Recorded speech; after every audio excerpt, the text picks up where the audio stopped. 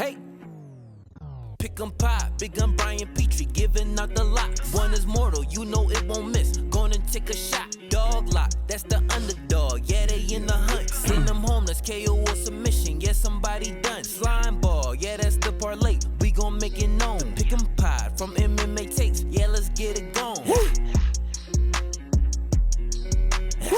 What's up with the what's up, huh?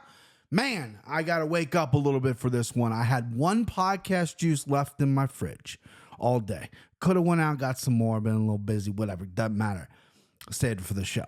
So I'm a little lagging right now because I didn't have any podcast juice throughout the day to wake me up. Caffeine powers his body. So we got some here. Salud. That's good stuff. Just took a shower, hair a little kind of crazy. Dope shirt if you're watching on the YouTubes, which you should be. MMA takes podcast on YouTube. Go subscribe. Trying to get to 1,600 by the end of the year. Dope ass shirt. Eric and Florian. Select your fighter.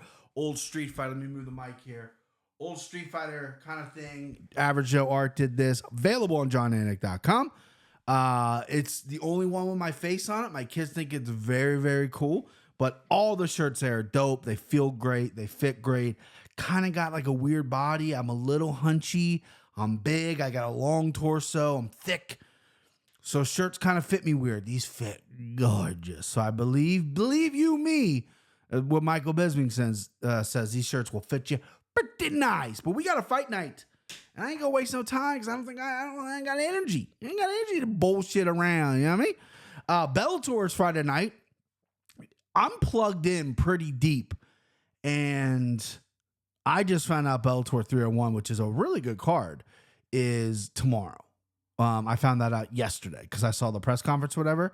You got some good fights, man. You get AJ McKee, who I'm high on. You got Patchy Mix, who I'm high on. Sergio Pettis. You got that Sabatello guy who thinks he's the new Conor McGregor. He's got like 12,000 Instagram followers, but he acts like he's like the king of the world. Him against Stotts.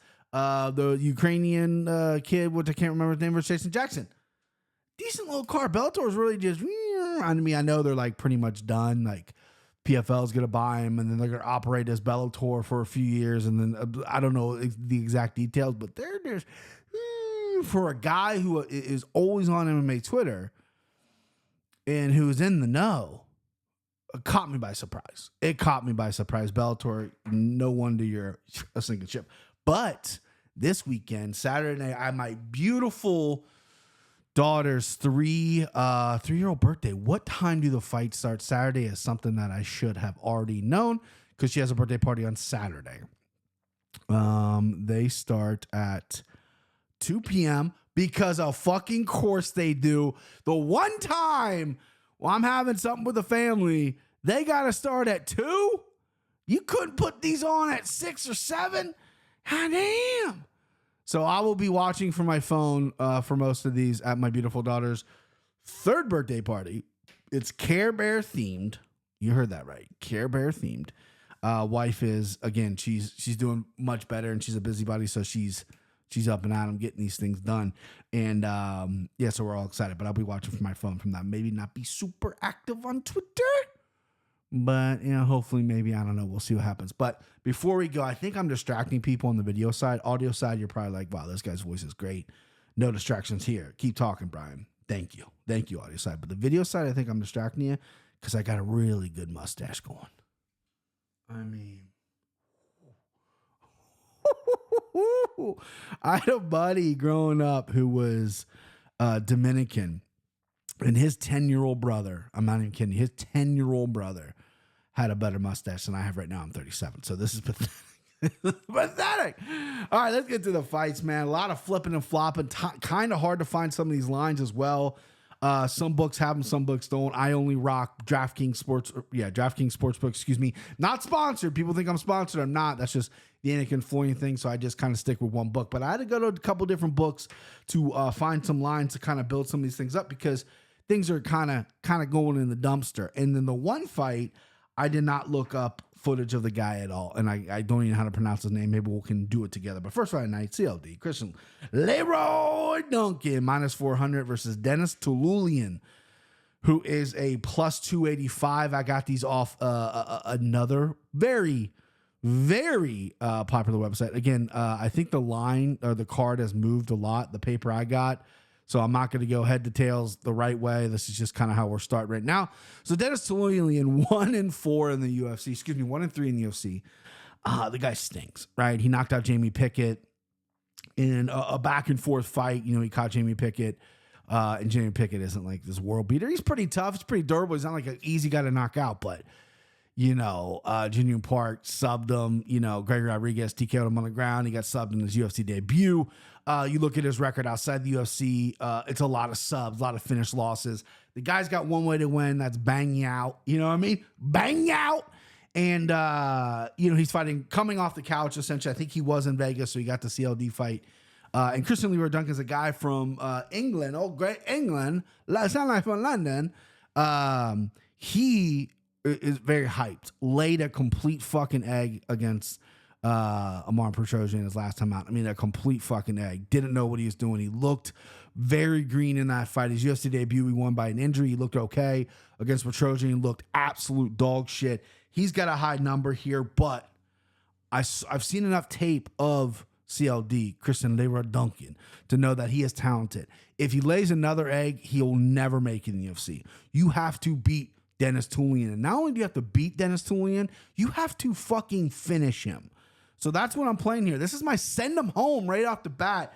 Give me CLD. Give me a slime ball parlay candidate as well. I like the guy's talent, but he needs to step it up. He needs to go out here. I don't care how he finishes him. TKO, injury, whatever. Submission. The guy's weak on the ground. CLD's got a couple submissions outside the UFC.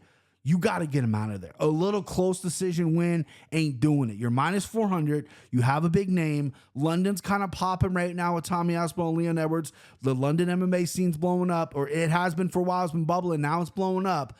You got to come out here as a guy who has a lot of the London media supporting you, or UK media supporting you. Not just London, excuse me. You got to show up and you got to finish this fucking guy. You got to finish him within 2 rounds too. So that is a play. I'm probably going to play. I'm going to finish him under. They probably have it set at 1.5. I probably have it pulled up. Nope. Can't find lines. Again, this was no props available for this, but I like to finish. I like to finish early between 1 and 2. Gonna be some crafty ways to play that. But give me the send them home. Give me Christian Leroy Duncan. Give me slime ball parlay. Matter, bro. That's good stuff. That is good stuff right there. Let's move on. Next fight, Lucas Alexander minus 550. I think this line is a moving. He is fighting, Jaka. How do you say this guy's name? Jaka who? He is a plus 400, 535, plus 400. So Lucas Alexander looks like he came down. I got these lines yesterday against Jaka. Jaka was plus 410 yesterday. Jaka is a striker through and through. He has nothing else. Chin, questionable. He got put out in his road to the finals. Takedown defense, kind of non-existent, right? Weak strength of schedule for who he's been fighting. 13-3 record, but again, he's got some crafty stuff. I guess I don't know if it's crafty, but he's willing to throw some spinning shit, right? And that's how he won on the road to the UFC. But then again, it's just the chin's just not there for me. The durability's not there for me. They got Lucas Alexander, who I believe is taking this on relatively short notice. Kind of a scrappy dude from Brazil. Doesn't have the best UFC record. Isn't like this world beater or whatever. The beginning, this giant number. Most people might want to run away from this number considering Lucas Alexander's 1-1. Had a nice one against Steven Peterson. Couldn't get the finish, but landed 85 strikes. Steven Peterson's a pretty tough guy. And then lost by rear naked choke to Jonathan Britto, who's fighting on this card, who's an absolute fucking stud. So 1-1. He's a solid guy, stepping up on short notice to make this fight happen. I like him here. I like him against Jeka. The big number scares me. He was going to be my send him home. I end up walking that back because a big fucking green hammer got dropped on my head. Hey, yo. Here we go. Green hammer time. Last week, I admitted that I didn't do the show, but I admitted on the recap show. If you haven't seen that, go watch that. MMA Takes Podcast on YouTube. Hit the subscribe button. I admitted that it was tough for me to find the green hammer. It was tough. I didn't phone it in, I want to say, but it was tough. I went with something that was, plus 700. Really isn't a green hammer spot. We're looking for plus money parlay or props, or even minus money props to throw multi-units on. You don't really throw a multi-unit on plus 700 unless you have some inside information, right? I had Yuri by submission, bad. But this is something that I like because Lucas Alexander has some finishes on his record. He's pretty good. Lands some good strikes. He knocked down Steven Peterson one time. Jeku, who I think is chinny. I don't think he's a good fighter. I think all of his fights, besides the road to the UFC, were pretty weak opponents. So I looked at this green hammer, this big old fucking green hammer, and I said, you know what? Hammer the under. Under 1.5 plus 124. This bet has already been placed. Go to DraftKings, MMA Takes Book or whatever. So the green hammer is Lucas Alexander and Jeka Sari, if I can pronounce his name right, but I'm probably not. Doesn't fucking matter. Under 1.5 plus 124. That is a multi-unit prop play for this big old boy right here. I tell you what, every time this gets, I've always smashed one thing with this, and that's going to change, because I need to just fuck. Every time it wins, every time I win with this big green hammer, I'm going to smash something. That's a guarantee, okay? That's a fucking guarantee that you can take to the bank. All right, Lucas Alexander's my pick. Green hammer is the play. Now move on. Charles Johnson plus 124 versus Rafael Esteem. Esteem? Is that how you say his name? Here we go. Bad eyes. Estima? I don't know. Rafael. Let's do that. He is a minus 148 favorite. This line is wacky to me. Charles Johnson is a solid fighter. He's got belts outside the UFC. Rafael came in on the Contender Series and looked decent, won by knockout, overwhelmed his opponent, landed takedowns, landed good strikes, but the guy he fought isn't super elite. Charles Johnson has good wrestling, unique, funky striking, good cardio, has been in there with some really tough dudes and hasn't been finished either. He hasn't won all the fights, but he hasn't been finished either, and it's been really close fights that he's come close to. I mean, he made his UFC debut against Mohamed Makayev, unanimous decision loss, rattled 2 off, and then his next 2 was a split decision loss and a loss to Cody Durden, which, Cody Durden just landed more takedowns. Other than that, it was an exceptionally close fight, and Cody Durden's a real dude. I'm going Charles Johnson here, plus 124. I think over 2.5 is a great play. I think this fight will probably see the judges' scorecards, but Charles Johnson seems motivated. He's tweeting out, y'all motherfuckers must have forgot.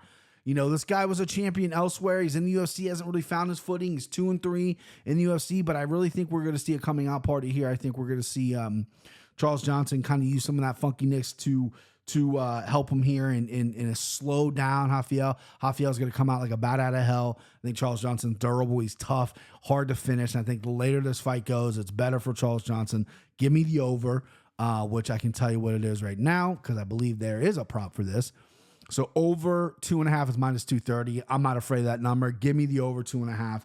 Give me Charles Johnson at the plus money, plus 124 currently. That's what I've written down as well. Not a lot of action in this fight, but Charles Johnson, dog. Could have been a dog lock, but I didn't. But, the dogs are barking. Hello?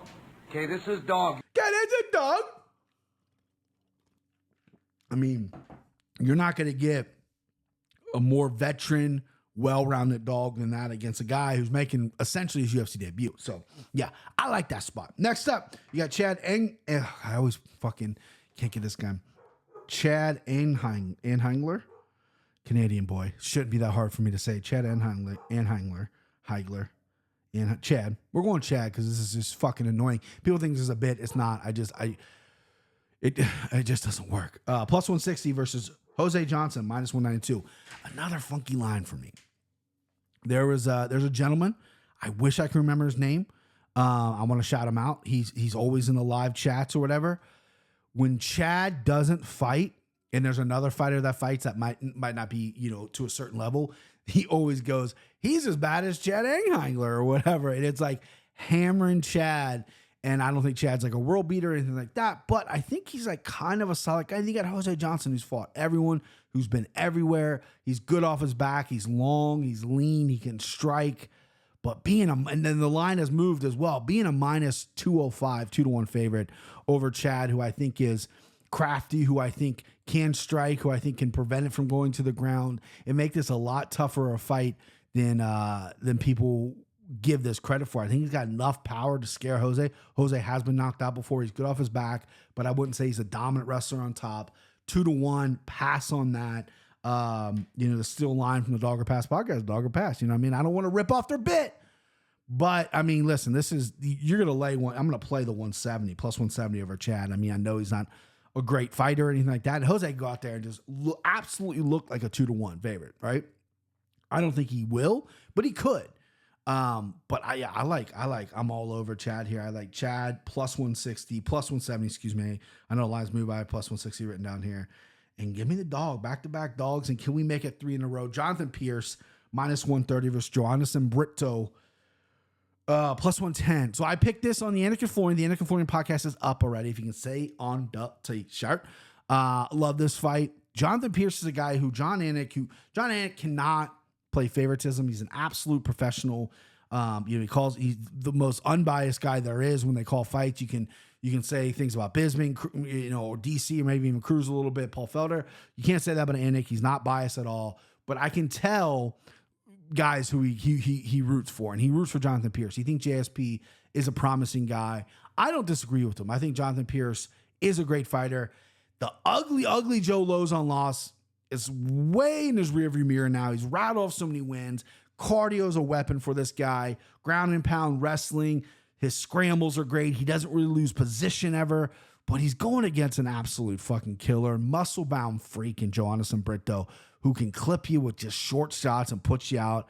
I don't like the height difference for Jonathan Pierce here. As the grappler, he's going to really have to get under and have a great drop single to maybe a blast double to get on the hips of Britto, who is an incredibly powerful guy, who's also a pretty good fucking grappler himself. Got some good submissions on his record. So yes, I'm going 3 dogs, back to back dogs. Give me Joanderson Britto. Hello? Dog lock of the night. This is dog. Plus 110, little puppy dog, not the biggest dog in the world, but I do like Joanderson Britto here. I think he might finish as well. So let's see if there's the prop for the finish. I believe there is. So Joanderson Britto by KO, plus 275 by submission, plus 450. I don't know if he can get a submission. It'd be a club and sub. Jonathan Pierce almost have to be dead for him to get submitted, but because he's very good on the ground. He's crafty. He's scrambly. Plus 275 by TK or by KO. Add it to my card. I like it. I'm on Joanderson Britto. When I looked at this card before I even got the lines, I thought this fight was one of the better fights in the card. I love Britto. I faded him in the past. He's a little muscle ball, and Jonathan Pierce is hittable. And the length, I think, is going to give him problems here, baby. Now, again, I don't want to be Luca Fury and always contradicting everything I'm saying, making a stand, but Jonathan Pierce wouldn't surprise me if he goes out there and dominates, right? His grappling, his cardio is that good. But I don't see that happening. I see Britto giving him fits, giving him a fight, and clipping him at least at one point in this fucking fight. So give me Joanderson Britto. That's 3 dogs back to back. Now let's go to the heavyweights here. Mick Parkin, minus 360 versus Kai Machado. Some big boys here. Being a big boy, you think I would just absolutely thrive on the big boy picking. I'm not so much. I like Mick Parkin. Mick Parkin's going to play here. I'm not going to hide any, I'm not going to lay it out for you and then not pick Mick Parkin. I think, again, English MMA is coming a long way. This is a big boy here. Good on the ground. He's okay on the feet. Volume, great. Jamal Pogue's fight. Listen, Pogues is a great athletic heavyweight. He came in fat as shit for the Mick Parkin fight, which was surprising. Laying at 36 strikes. Mick Parkin landed at 95. Should have had a finish. Didn't. Got the unanimous decision. Got to finish on the Contender Series with a rear naked choke.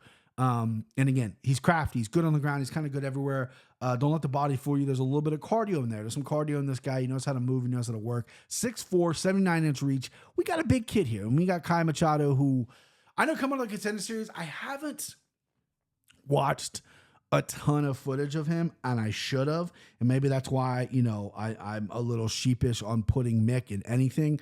Parlays or props, whatever, because again, heavyweights have burned me in the past. He landed 121 strikes against Kevin Savarsky. Kevin Savarsky stinks, right? The heavyweights that they have on the Contender Series are usually not top notch. And I know Mick Parkin's coming from the Contender Series, so this is kind of a perfect matchup to see what we got. Yeah, we signed these guys, but let's see what we got in these guys. Machado, again, decent little striker, didn't go or land for a takedown in his Contender Series fight. I think he's going to maybe want to kind of keep the fight on the feet here. Mick Parkin, I think, is just going to mix everything up. Minus 360 is a little big to play for a heavyweight debutant, considering you never know what you're going to get. You know what I mean? I'm not a heavyweight whisperer like my guy Christian is. I like Mick Parkin. Minus 360. I think I'll play it maybe by submission TKO if a finish, maybe, but I don't have a great read on this fight. I don't. I'm telling you 20 different ways I was going to win. I'm going to take Mick Parkin.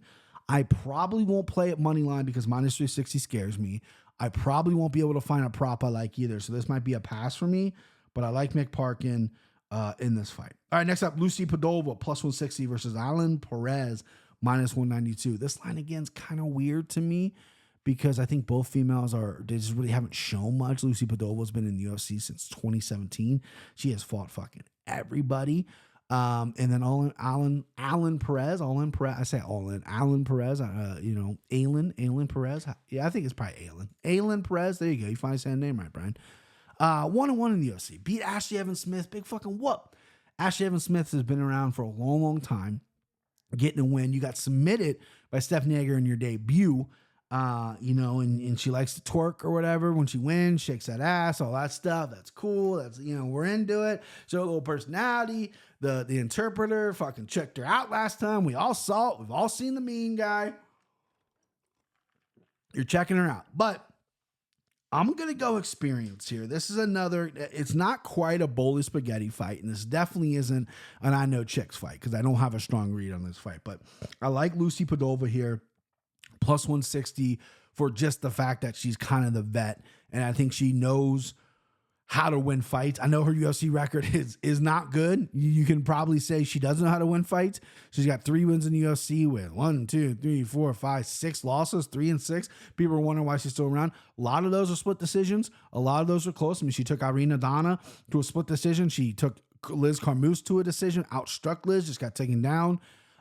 She lost to Antonia Shevchenko, which is an ugly loss. But, Wu Yunan's a good win. She TKO'd Wu Yunan and then lost a split decision over Jocelyn Edwards her last time out, where she just couldn't really get it going on the feet and then was just kind of spamming takedowns at that point. Give me Podova. Give me the experience. Give me the dog. Money line play only for me. I mean, he had the over. Is probably going to be very large in the spot, but I like Podova because I don't really think Alan Perez is... I'm sure there's a lot of fucking horny dogs out there that want Alan Perez to win so they can see her shake her ass. But, that those guys need to know that there's free porn on the internet. You don't need to watch a fighter shake her ass, with shorts on. But give me Lucy Podova. All right, next up, Nicholas Mata, minus 125 versus Trey Ogden, plus 105. This is interesting to me because Nicholas Mata, I think, is a guy who is pretty talented. He's 2-2 in the UFC. I think his hands are pretty good, but his 2 losses are by knockout. His 2 losses come by getting clipped and not being able to recover and getting finished. He knocked out Cameron Van Camp and he knocked out Joe Lowry. Beat Joe Lowry, didn't knock him out. Who? Right? Who? Jim Miller knocked him out and Manuel Torres knocked him out. Both solid guys. Mata does have power. He's got some good boxing. His ground game is a work in progress, not like the world-class ground game, but chin and defense just aren't there. And you look at Trey Ogden, this is a guy whose career's kind of got tossed around a little bit because of the whole James Krause thing. I believe he took over Krause's gym, or at least at one point did. I think he has his own gym, so he's kind of coaching and training, but he's a thick boy. He's strong, you know what I mean? He shut down Daniel Zellhuber when they fought. He lost to Ignacio Bojo Mendez, but, Ignacio's a stud, right? But Trey Ogden, good grappler, thick guy, and I think if he lands on Mota, it's going to be a problem. I think Mota has the better technique. I think Mota's faster, but Trey Ogden's awkward, and if he lands on you, he can hurt you because he's just built different. He also has a great chin, and if he really wants to, he can get the fight to the ground and work there. Mota's fights, he had a 1 decision win on the Contender Series. Other than that, they haven't made it past the second round, so you're looking at the over-under here. I'm sure set at 1.5.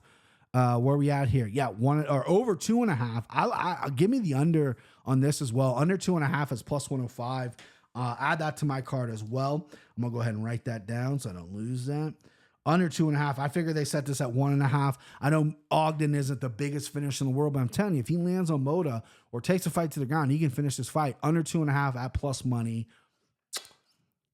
Gorgeous. So give me Ogden plus money. He's actually climbed now. I had him on plus 105. He's plus 114 right now. And then give me the under 2.5 at plus 105. We're just talking plus money after plus money after plus money, baby. That's what I like to talk about. That's what I like to talk about. Plus money. Let's keep the good times rolling. Next up, Uso Medic. Plus 115. This line isn't available on DraftKings. I had to find this line. Bet Rivers had it. BetMGM had it. Plus 115 versus. Let's try to pronounce this guy's name, shall we? Okay. Whew, here we go. This is what everyone turned into. I have not watched footage of him, so I don't know how to pronounce the name at all. Mike Tybeck Orba. Hold on, let me do that one more time. Mike Tybeck Orby. I think that's it. Mike Tybeck Orby. Oral by. I'm going to go Orby. Yes. Uso Medic versus Orby. Orby taking this on short notice, 11-1-1. A couple people reached out to me like, hey, do you like, because I loved Uso Medic against Johnny Parsons. I thought Uso was going to piece up the Slugger Knot, even though I like the Slugger Knot a lot. I thought Uso had that one. This fight, Uso Medic is in shape. I saw some pictures of him. He's ready. But this is a different fighter. This is a guy that's now, you went from a short, stockier, fucking Thai guy against a guy who's going to want to take you to the ground and grapple fuck you, right? From one of those crazy stand countries. Not crazy, but, Kyrgyzstan or whatever. And, he's got a motor. He's got skills. He's fucking incredibly strong. Probably a combat sambo world champion, because they fucking all are. So he gets the favorite. He gets the minus 140. I didn't look up any tape on Orby. And this is 100% gut money betting. I'm not betting against Uso Medic at plus 115. I think his striking is very good. I think his takedown defense is going to need to be on display here. I think he's confident enough in himself. I also think it's a little bit like, well, I'm not a main card fighter yet. I'm not a co-main event fighter yet. I need to take a fight no matter who they asked, who is in front of me. I need to fight. It is probably one of those things too. And unfortunately, it's a money thing, but I like Uso Medic here, plus 115. I could switch my pick. I never do, but I'm going to go Uso. And I'm going to look up Orby a little bit after this and maybe retrack what I say, but I don't want to give out a pick and then fucking switch on it. I don't want to be like that. If I sit in this front of this camera and I give you a pick and I put my name on it, that's a pick. I don't want to switch. I'm not one of those guys that switch. If I switch, I tell you, right? You just can't do that in this game. All right, next up, Amanda Ribas.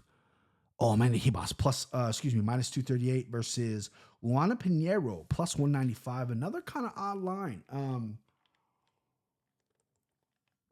A lot of love from Luana. Amanda Ribas is on a little bit of a skid here. Ribas's big thing to me is her durability.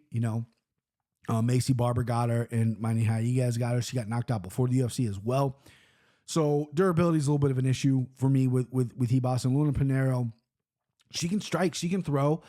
She's pretty well rounded, but she's just kind of, she's undefeated in the UFC, but she's just kind of, she has a knockout win on the Contender Series, and then Randall Marcos, got DQ'd or whatever in a fight that was pretty much going Pinero's way. Pinero had already landed 5 takedowns, but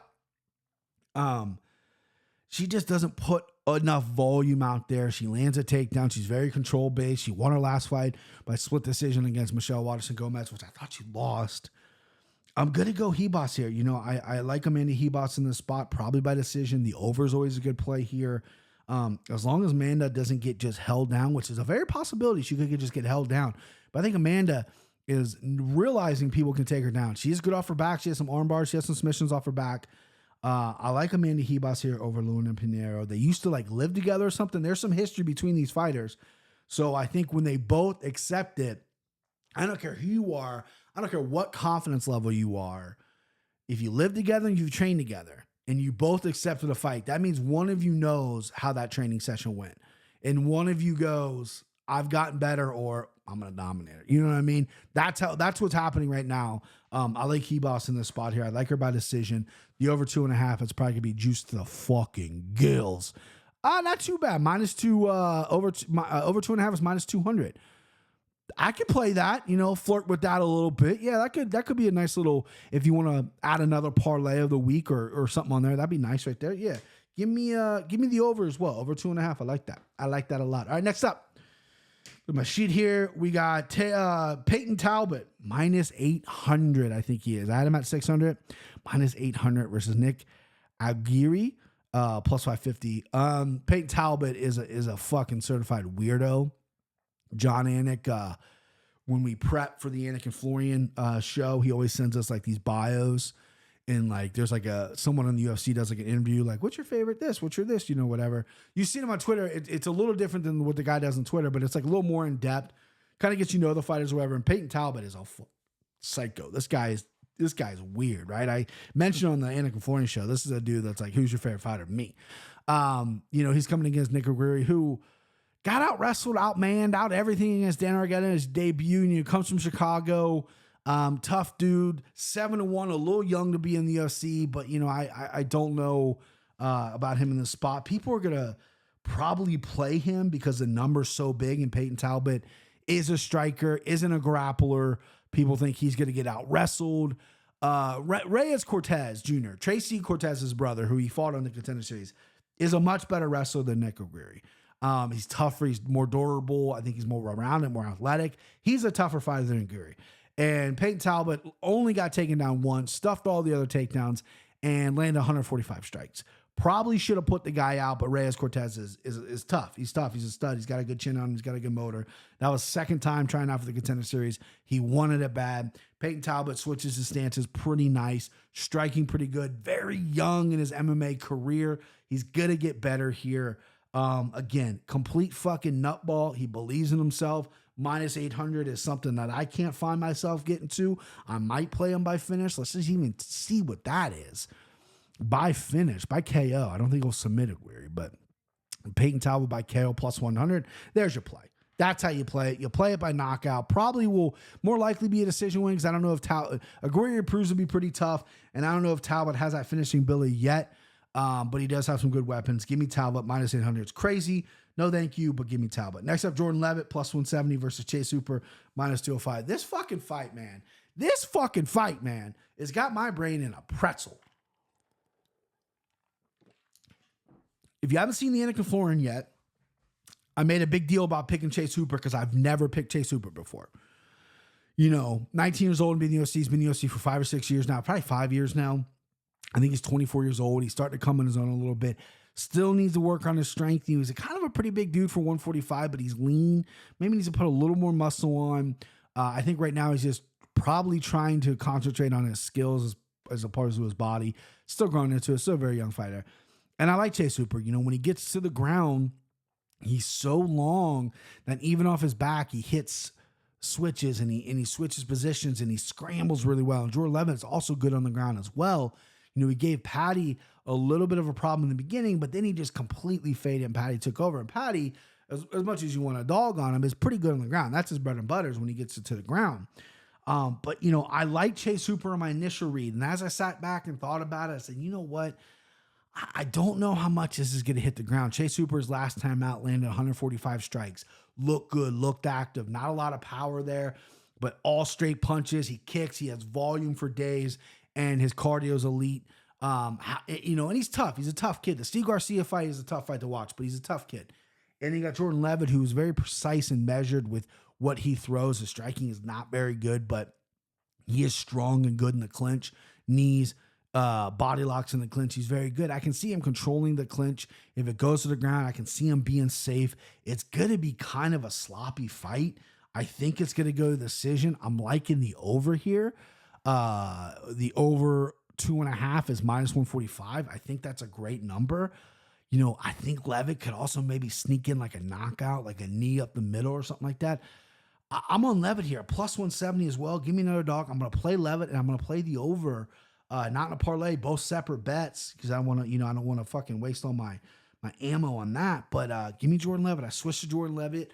Some people on Twitter, when I announced it on Twitter, it was a mixed reviews. Some people like Hooper, some people like Levitt. I landed on Jordan Levitt. You know, Kenny Florian picked Levitt, and I have a big lead, so I should have maybe let Kenny try to come back or something like that. But no, I think it's going to be Jordan Levitt here. I just, for some reason, I see him hurting Chase Hooper in the clinch or whatever. Do I have, like, if he hurts him in the clinch, right? If like what I just said happens, like, I know, listen, guys, this is my life. I study MMA. I love it, whatever. But if he hurts and maybe even puts away Chase, let's just say he hurts him in the clinch with a knee or something. Maybe not put him away. Even if he puts him away, doesn't matter. Like, you guys got, I mean, this is, I have, like, you know, I'm like psychic or something, right? I got like a crystal ball or something like that. I don't, you know what I mean? That's great. If I get that right, that's pretty fucking crazy. You know what I mean? If you ask some cappers, they get something right like that every weekend. You know what I mean? Like some guys are just so fucking delusional. All right, next up, come in event, Jake Matthews plus 245 versus Michael Morales minus 305. I like Michael Morales here. Listen, I feel like, you know, John corrected me on the Anakin Florian. I was a little short with Jake Matthews. I don't like taking a long time to talk. I try to keep my shit short, right? And I think I did shortchange Jake Matthews for sure. I like Jake Matthews. His performance over Andre Fillho, I love that performance. He was the next guy coming out of Australia. And up and down UFC victories, but he has more wins and losses. So I think I shortchanged him that bit. And I guess the point I should have made, which I didn't, and I tried to correct myself later in the show, was that I just don't think Jake Matthews has that big win yet, right? I think he's extremely talented. He's young, but I don't think he has that big win yet. His boxing's very good. Defense, toughness there. He gets clipped a little bit. He has been put down before. And then his ground game is pretty good, but it's not like super world class. He's just a pretty well-rounded fighter. Then you got Michael Morales, who's a big boy for this weight class, who was coming into his own. He's a young dude, and I'm slimed him up already. I'm on Morales. This is a guy who has a little uneasy to take because Kenny likes Jake Matthews. I see some people picking Jake Matthews. He's cashed as an underdog before, which is something that cappers and everyone that tracks these things love. He's been an underdog. He's won before. Michael Morales is still a little unproven. And Jake Matthews has real skills. But I just like Michael Morales here. I think he's a bully him around. I don't know how this fight's going to go. I don't have a crystal ball for this one. I don't see how this will happen. But I just see Michael Morales as being a better fighter everywhere. The bigger, stronger guy. If it goes to the ground, I think he'll be all right. If it stand up, I think he'll be all right. Leg kicks could play a factor on Morales' side as well. Chopping Matthews up a little bit. Give me Michael Morales. 305 is a good number. Put him in a parlay. Main event time. Brendan Allen versus Paul Craig. Brendan Allen minus 425 versus Paul Craig plus 330. Lines come down just a little bit. So I posted this on my Twitters. You guys, if you watched it, you know I picked Brendan Allen. I put a 5-unit whack on him, and I put a 5-unit whack on him in real life. I took all my winnings from last week except 1.7 change units. I put it all on Brendan Allen. This is a lightning bolt type fight. Extra lightning. I felt like fucking Thor getting struck by lightning when this line came out. I know it's hefty. I know it's big. But I think Brendan Allen, listen, Paul Craig is a stud. I love that he paints his face. Got a heart. He did a great Arnold Schwarzenegger impersonation. An even better Christopher Walker impersonation. Considering I can't even understand what he says half the time, but he pulled those out. Been in the UFC forever, crafty guy, good off his back. I mean, he's doing grappling outside of MMA. He's a solid dude. Seems like a good dude as well. He's got some big wins over some. I mean, he got Ankalaev, he got Jamal Hill. Now he's at 85. Second fight at 85. He looked phenomenal physically in his debut against Andre Nunes. But it's just and he's got the body to be a good striker. He's tall, he's lanky, he's kind of like skinny ripped, right? But the striking is just so bad. And I think this because he works so much on the ground that there's just not enough time for him to put in real striking hours. Brendan Allen is the most well-rounded fighter. He's going to fight, and Brendan Allen's a finisher. Brendan Allen's a killer in there. He lands good strikes. He stays within himself. He's smart. He's good on the ground. He cemented Nunes when they fought, which was a feather in his cap. I like Brendan Allen so big in this spot. It's a 5-unit whack in real life. Second biggest bet I've ever made. Of course he's in the slime ball. Of course he's in the fucking mortal lock. I'm all in on all-in Brendan Allen, right? I've doubted Brendan Allen before. He's fought Chris Curtis. Look, got knocked out. Fought Sean Strickland before that, got knocked out. But he's routed off these wins. He's confident. He wants these guys. He tells it like it is. And there's nothing more but to respect this guy. I mean, truly it is. It's a big number. I'm not sitting here putting my neck out for, a small number. Minus 425 is a big number. But it's a bet I've already placed. I'm confident. I'm a little bit nervous because I had a great week last week. And if he loses, then my great week has completely washed away. But if he wins, and I think he's going to win, we're just doing this all weekend. You know what I mean? All right. So recap: Mortal Lock, Brendan Allen; Dog Lock, Jonathan Britto; Send Him Home, Christian Leroy Duncan. Those are my 3 locks. Green Hammer, Lucas Alexander versus Jaa under 1.5 at plus 140. Well, plus 124. Slime ball parlay. Listen, it took me a little bit to build this because it's not fucking juicy. The 3 iterations I had, and I haven't placed it yet because one of the guys is not available in my book. So the slime ball parlay is going to be Christian Leroy Duncan. It is going to be Michael Morales. It's going to be Brendan Allen. We're coming in at a whopping plus 102. The first couple iterations were like minus 121, minus 115. I had to drop a couple guys that I did like as well for the parlay, but we got it to plus money. Again, I can't guarantee you this is going to be plus money on your book or whatever, but right now, currently, if you use this on a different book, their main color is blue. I don't say their name because they're scumbags, but their main color is blue. If you place that parlay right now, it's plus 102. So that's what it is. Slime ball parlay, plus 102. I got to get a win. This is going to be 3 weeks in a row we win the slime ball. I don't think I've ever done that before. Green Hammers hit a little rut, but we're back this week. All the locks are cashing. I cashed all my locks last week for 3-3 on the locks. That's it. That's the show. I love you guys. Follow Brian Petrie MMA on Twitters, Instagram as well. Hit that fucking subscribe button. We're trying to get to 1,600. Go to johninc.com, buy this shirt. A lot of my friends and family bought this shirt because of my stupid face on it. But again, they got tons of other merch over there that's dope, that helps out the show. We're pumping our content. Who the fuck doesn't like John Anik, huh? Let's go.